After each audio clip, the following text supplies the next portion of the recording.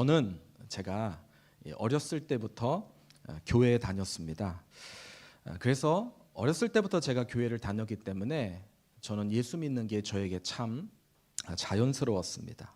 그냥 믿음을 갖는 게 그냥 쉼을 우리가 숨을 쉬듯 자연스럽게 이것이 저에게 일어났습니다.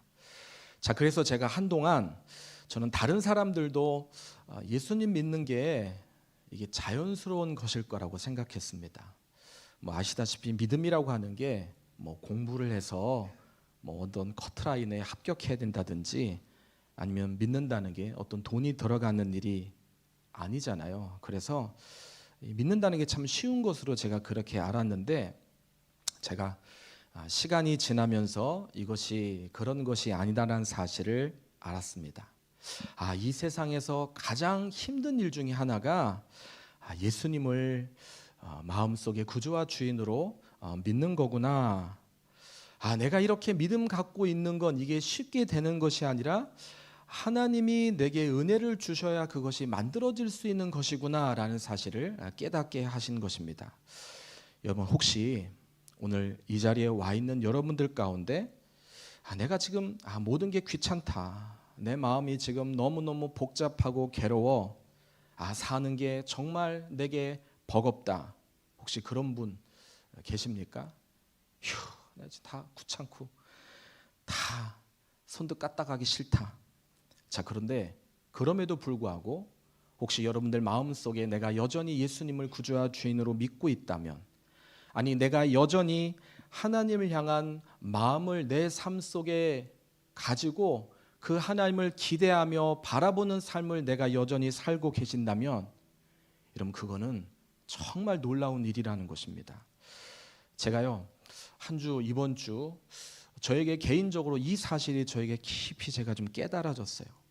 그래서 믿음을 갖고 있는 게 이게 놀라운 하나님이 나에게 주신 선물이구나.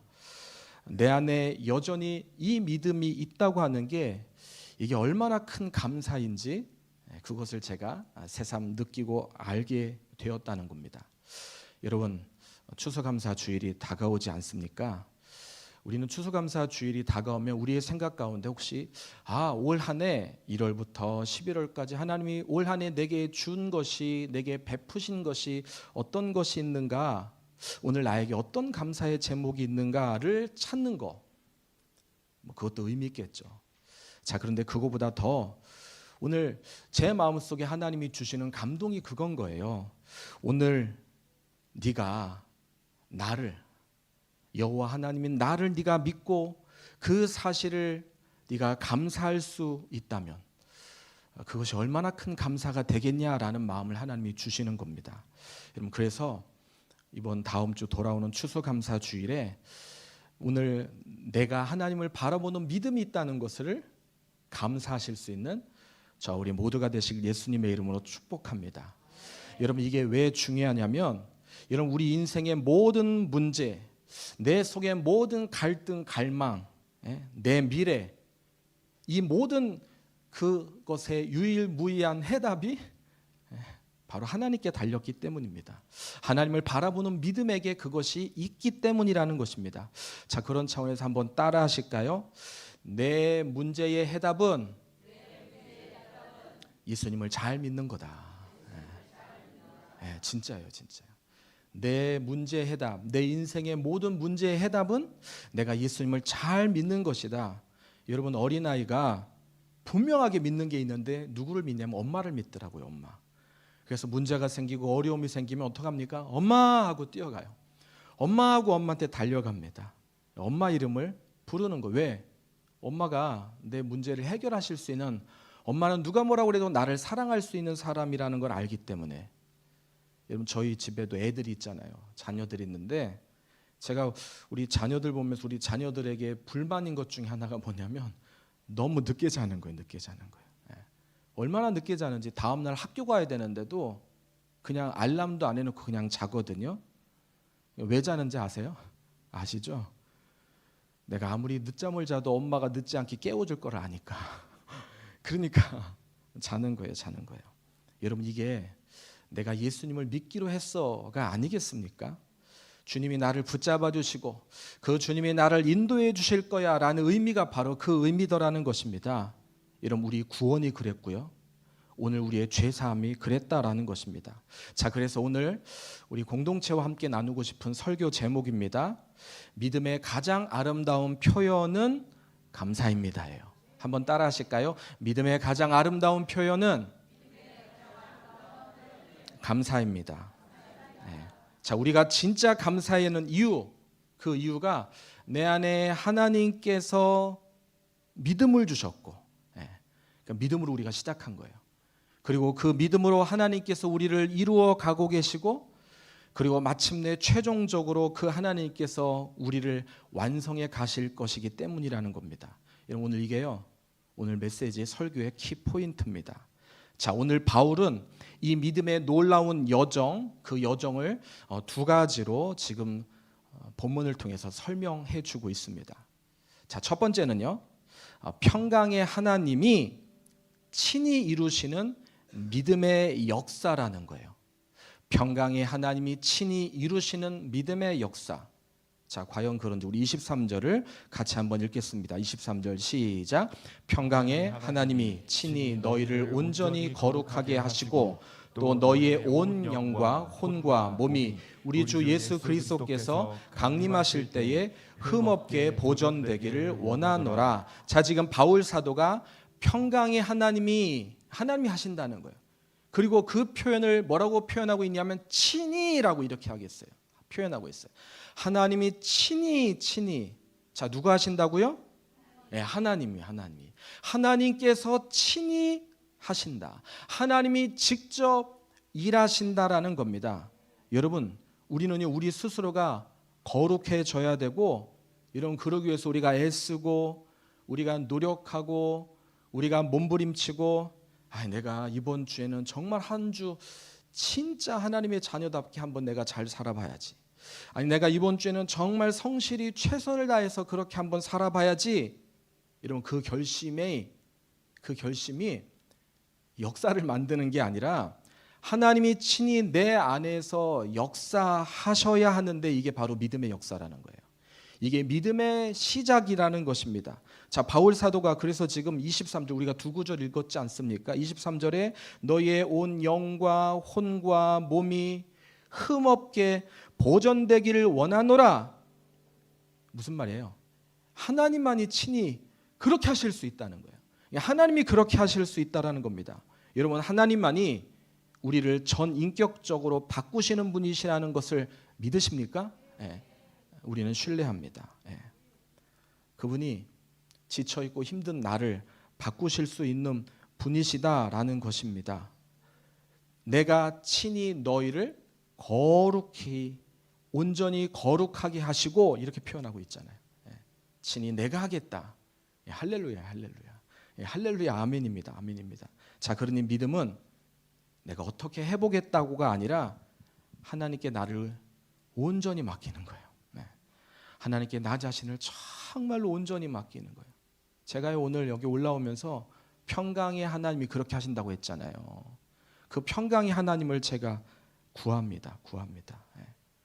평강의 하나님이 오늘 그래서 여러분 모두를 이 말씀 속으로 초대해 드립니다. 여러분, 평강의 하나님이, 자, 23절 그런 차원에서 다시 한번 읽어보실까요? 자, 우리 23절 다시 읽겠습니다. 시작. 평강의 하나님이 친히 너희를 온전히 거룩하게 하시고 또 너희의 온 영과 혼과 몸이 우리 주 예수 그리스도께서 강림하실 때에 흠없게 보존되기를 원하노라. 누가 하신다고요? 평강의 하나님께서 하신다는 게 하나님께 하시는 거예요. 자, 그러니까 우리가 그 말씀 속으로 깊이 들어가는 게 얼마나 중요하겠습니까? 자, 그러고 보니까 제가 감사한 게 제가 깨닫는 거예요. 그래서 하나님이 이번 추수감사 주일에 늦은 비의 기적, 이 사경회를 오늘 우리에게 하나님이 그곳으로 우리를 인도해 가시는구나. 이게 영적으로 제가 깨달아지는 겁니다. 여러분, 우리가요, 뭐 하나? 늦은 비의 기적 사경회가 주일부터 월, 화, 작년에는 8시 하니까 늦었는데 7시 하거든요. 7시. 그래서 주일날 진행하고 또 월요일날, 화요일날은 밤에만 7시에 진행되는데 여러분들이 이번 사경에 모이시기만 한다면 저는 반드시 평강의 하나님이 우리에게 일하실 것을 믿어 의심치 않습니다. 여러분 이 믿음을 가지시면 좋겠어요. 믿음의 역사, 이 믿음의 역사를 가지시고 이번 예배에 여러분들이 참여하시면 좋겠습니다. 사실요, 오시는 그분이 저 개인에게 있어서는 참 부담스러운 분이신데 솔직히 표현하면 존경하는 분이에요. 단순히 그냥 목사님으로 제가 존경하는 게 아니라 정말 제가 하나님 앞에 그분이 참된 분이기 때문에 제가 존경하는 거예요. 정말 그래요. 갑자기 제가 눈물이 나려고 하는데 진짜 그래요. 그분은 그냥 복음을 말로만 하시는 게 아니라 진짜 복음을 진짜로 삶으로 살아내려고 하시는 정말 그런 분이세요. 저는 그래서 우리가 저녁에 7시면 다 집에 계시잖아요. 그냥 단순히 말씀 듣는 시간으로 갖지 말고 친히 하나님께서 우리에게 이 어마어마한 역사를 이루시겠다라는 것을 여러분들이 믿음을 가지고 여러분들이 좀 참여하시면 좋겠다. 여러분 반드시 오늘 말씀처럼 23절처럼 나오시면 몸도 그리고 영혼도 반드시 치유되실 줄 믿습니다.